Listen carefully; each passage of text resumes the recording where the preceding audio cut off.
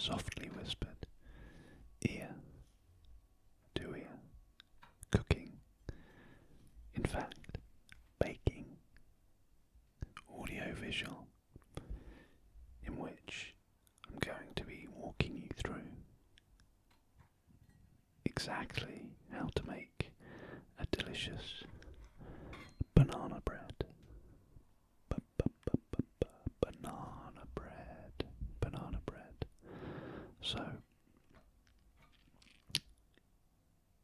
even if you're not a fan of bananas, and particularly if you dislike or can't stand or hate overly ripe, kind of furry bananas which are on the turn. Yeah, I mean, who does like those kind of bananas? Personally, I like bananas when they're just kind of turning from green to yellow.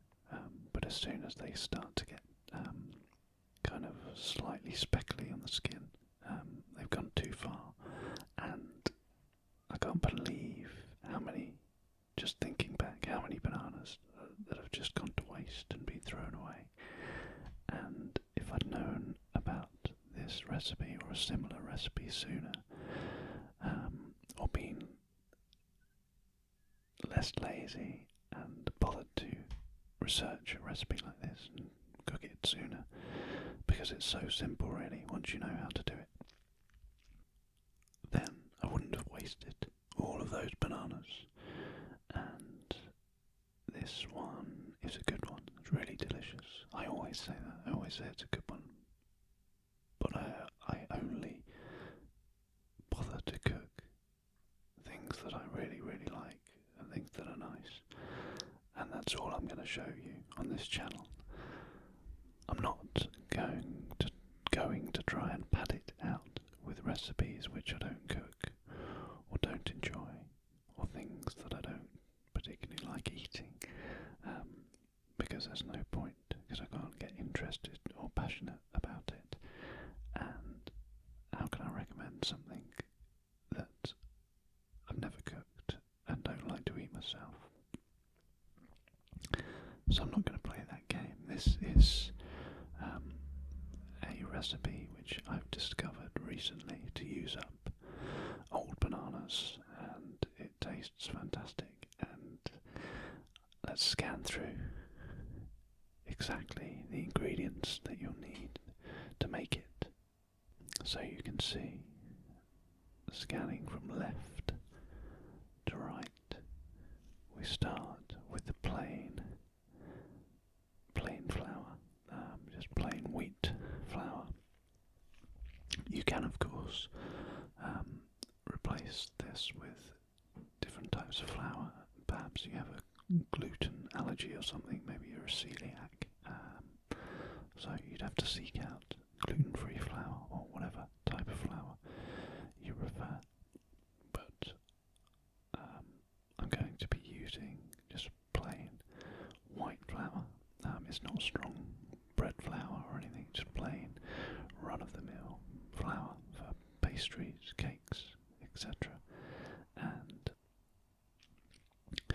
it's on some scales there, which that's not how I weigh the flour, incidentally. I'm going to show you that a little bit later in the video. And scanning from left to right, you can see, what am I going to focus on first? I'm going to pause on everything. So let's start at the back left. We've got some baking powder there. Okay, this recipe is actually, it's not one of mine. It's based on the BBC, British Broadcasting Corporation. For those who don't know the acronym, their Good Food website. So it's one of their recipes. They recommend to put, I think it's a teaspoon of not baking powder, bicarbonate of soda into the recipe. But I didn't have that. I just have baking powder, which has bicarbonate of soda in, or baking soda. I think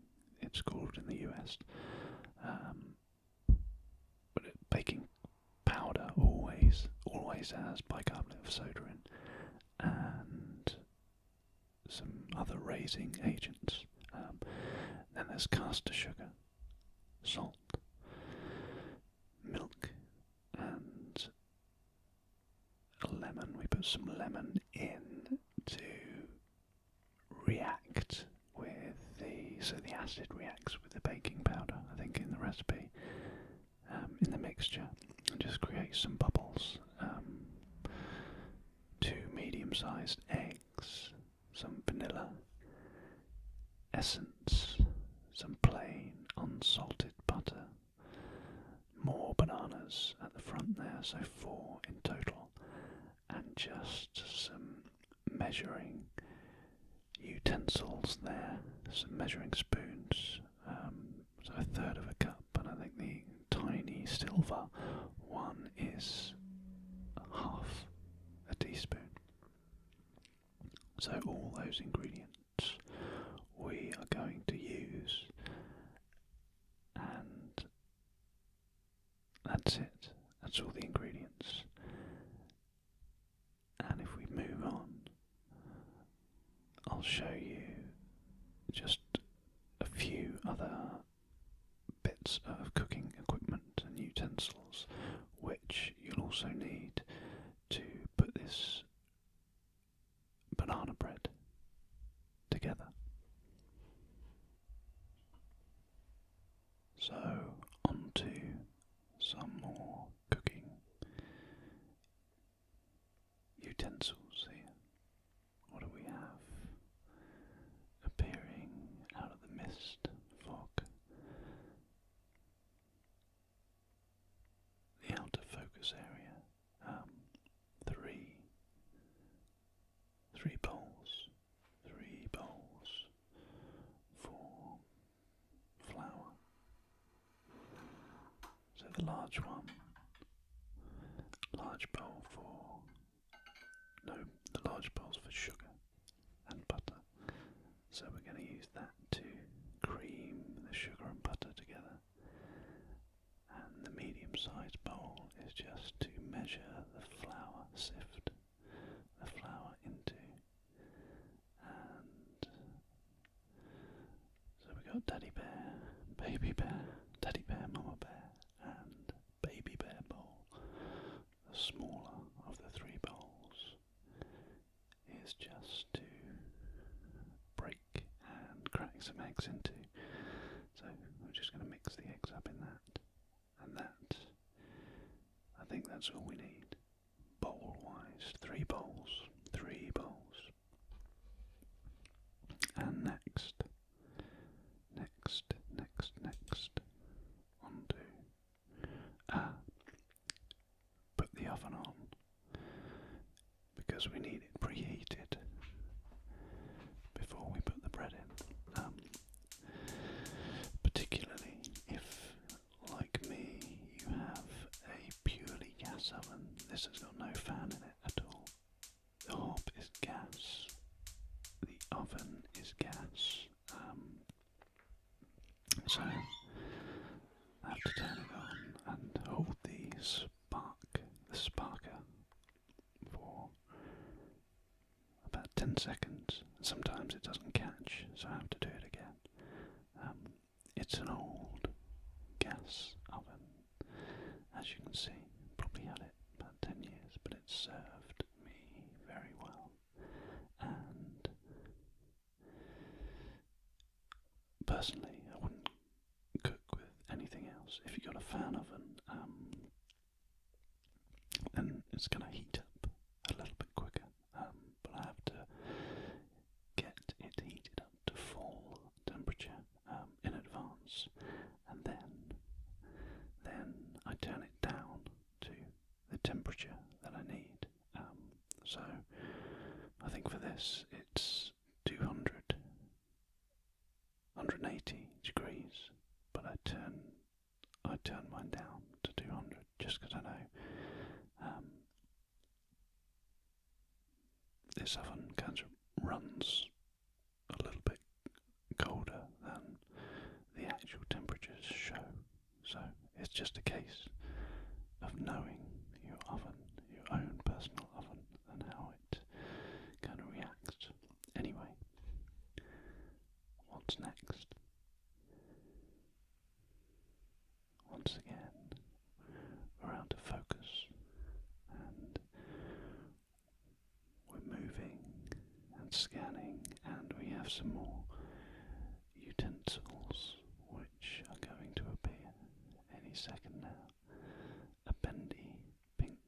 spatula, which I tend to use for everything.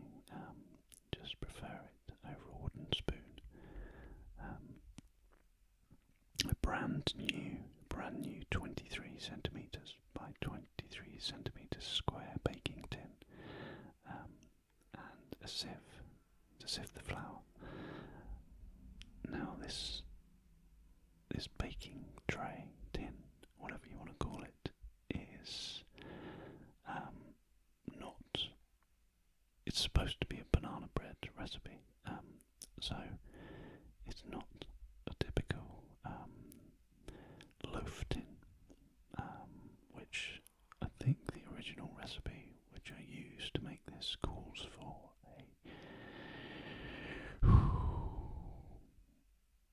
a loaf tin which is kind of twice as half the width and twice as high.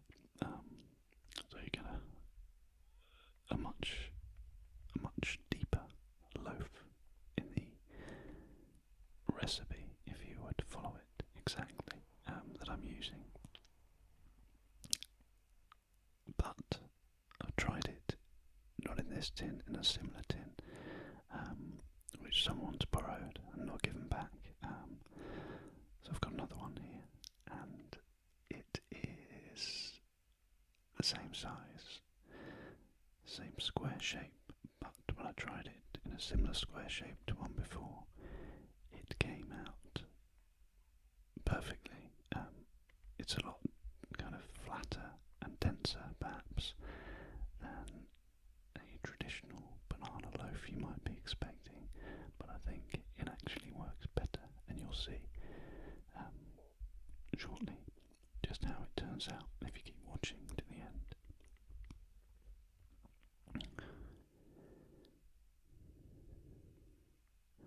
So next we are on to the flour.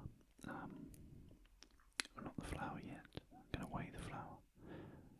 Always, I might be stating the obvious here, but always put the bowl and the sieve on before you turn the electric scales on, because then it sets to 0 and you only weigh the flour itself as opposed to weighing the bowl and the sieve. So any moment now the flour is going to appear out of the sky and drop through the centre. Here it comes. No. Here it comes. I can see my shadow. There we go. There we go. So I think we're going for 285 grams of flour. 285 grams.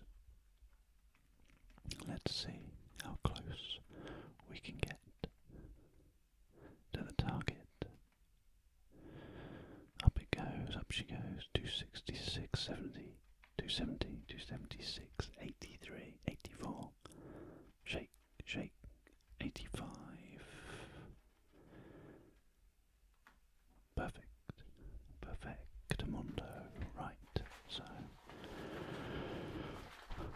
there we go, we have a beautiful mountain with a peak on top of flour ready to be sieved, and I'm just leaning in to prove to you that it is 285 grams worth, which we will sieve in just a moment. Am I going to keep talking or cut to the sieving? I think it being an ASMR video, I think I'll just leave all of the footage in, and there we go, I've started.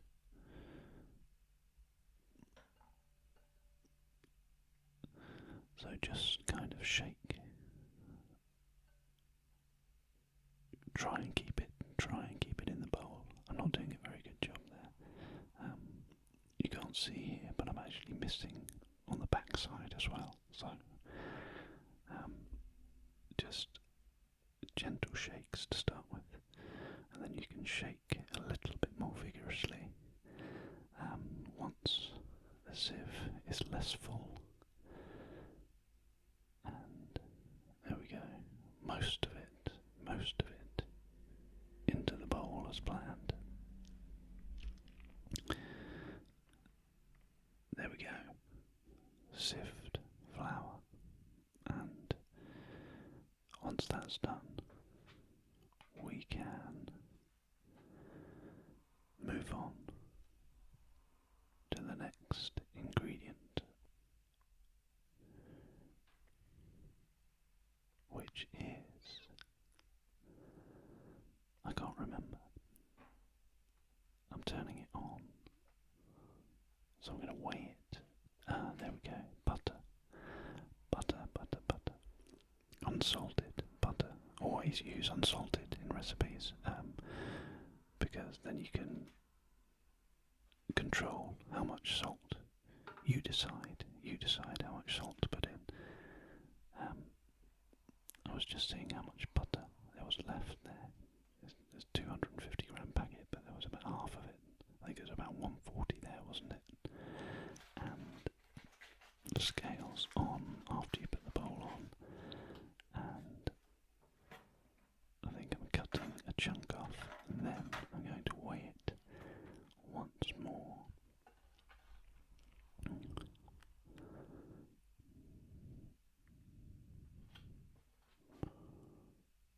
Come on, man.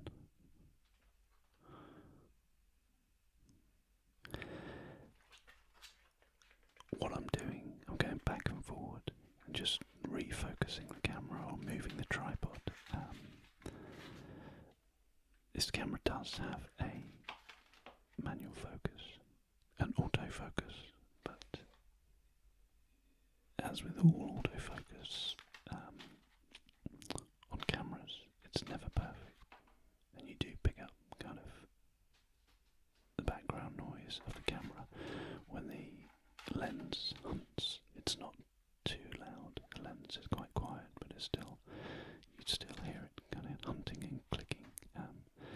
Anyway, what did we end up there with? 112 grams. I think the target was 110.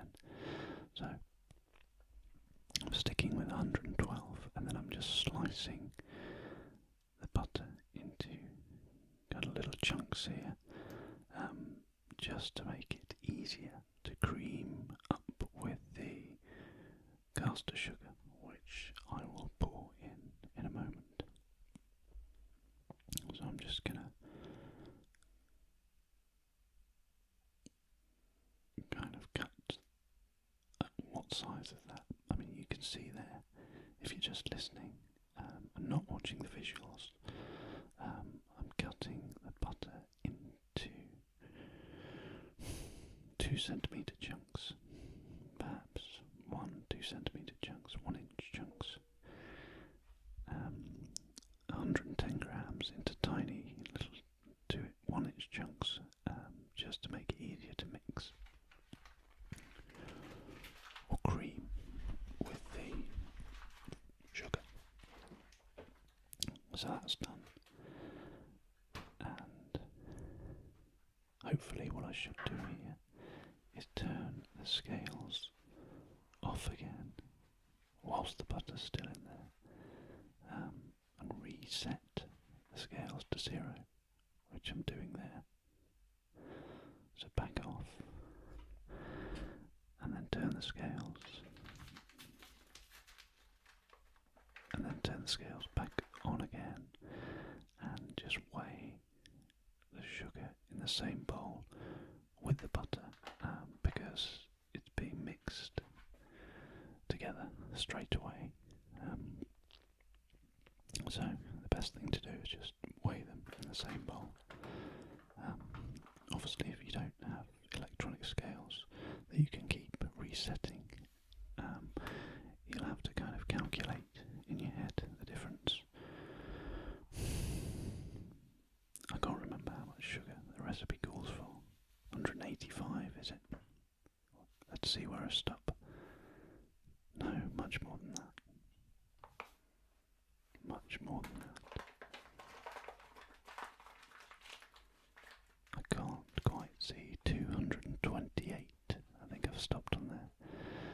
So 225, I think the recipe would have called for. And here we go. Here's the proof. Focus in. 228 grams. 3 over. That's good enough. A little bit here and there. It doesn't matter too much. I will say though, that with baking recipes, do try to stick to the recipe weights and measurements as closely as possible. It doesn't matter too much in kind of say if you're making a bolognese or a stew or something like that. You can be a bit more free and easy with the ingredients. But with baking, if you kind of over or under weigh something by a large amount, then it's going to make a big difference in the finished baked good. The finished baked product. It's a product if you're selling it. Anyway, the finished cooking thing. What's it called? What am I trying to say here? Anyway, whatever you're baking is going to be, the recipe is going to have been worked out beforehand. So just stick to the measurements because they are there for a reason. So next, we're just putting the sugar and butter to one side, just so it kind of, the butter softens a bit at room temperature, and it's a bit easier to cream up and press together with the sugar. In the meantime, you can get a plate or a bowl. I'm going to use a plate here because you'll see exactly why in a moment. Just peeling these very ripe bananas. You can see as soon as I open them, kind of that sugary, kind of glistening sugary texture.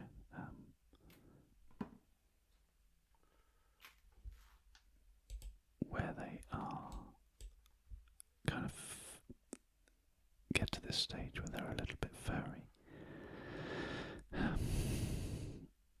Sorry, I was trying to work out what that sound was there, but I'm recording the audio whilst watching the footage, and the footage is playing gently in a pair of headphones in the background, and it was just freaking me out because I couldn't work out what the noise was, but it's me on the footage.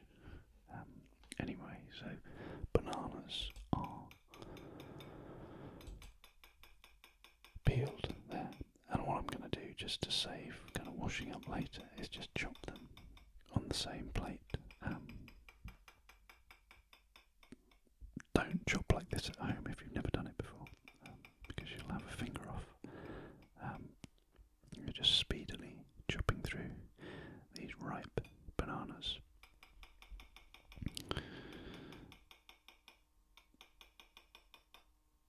I'm not a ham model, by the way, you may have noticed.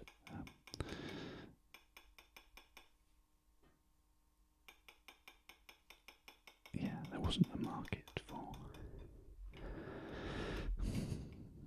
wrinkly, eczema-ridden dinosaur fingers, so I kind of skipped that as a career option. So, just chopping them on the plate to chopping the bananas on the plate just to save some washing up, and then mush them together with a fork. I just find this is the easiest way to do it, as opposed to getting another bowl. So chopping on a chopping board, then getting a bowl, just trying to mash the bananas straight from a hole in a bowl. So I've just done it the way I've done it, the way you've seen it there. If you're just listening, I took the bananas and sliced them up on the plate, and then I'm just using a fork to mush them all together. And once they're done, they can then be added to the butter and sugar mix, which I've just put to one side for the moment. There we go. Nicely mushed bananas. Obviously this is much easier when the bananas are nice and soft and ripe, like this.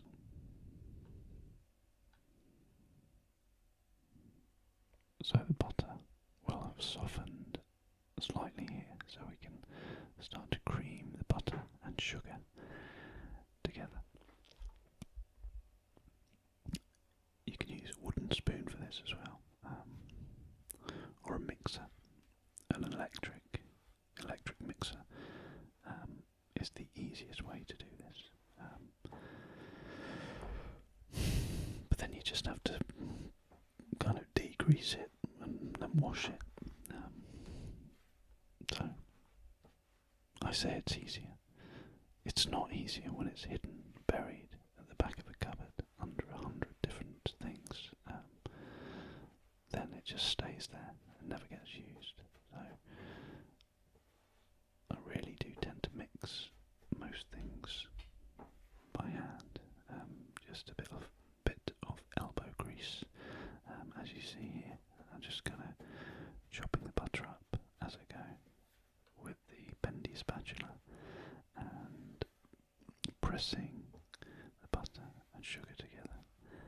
And yes, it will take a little bit longer than doing it using the electric blender, but it's really not that difficult. It just takes a tiny bit longer. And then you can see it's just starting to change texture and come together. Slowly but surely. I do use when I can be bothered to find it at the back of the cupboard, I do use the blender part. It's kind of a blender slash mixer, but I do use the blender part more often maybe for making some kind of Thai curry or Indian curry, just to blend the spices up. And also, what else do I use it for? I'm trying to think. Salsa verde, that's a good one to make in a blender. Maybe I'll make a video of that one day. Salsa verde is like, wasn't he originally Italian? But it's got anchovies and basil and what else? Parsley. I'm trying to think. Olive oil, garlic, mint. Do I put mint in it? Possibly. But anyway, I'll save that for another day. Capers, probably some capers in it as well. Salsa verde mixed up quickly in a blender, but I'll save that for another day because salsa verde and sugar and butter are not really the best marriage, the best food marriage. So anyway, while I was chatting there, I've managed to mix up and cream the butter and sugar together. So that's done. And next, I'm just going to put that to one side and we will move on. So that brings us to the end of ASMR cooking recipe series, and I'm actually going to leave it here, and you can find out in part 2 what's going to be coming up next. I realised as I went through this that it was going to last for over an hour, so I've decided to break it down into 2 more easily consumable 30-minute videos.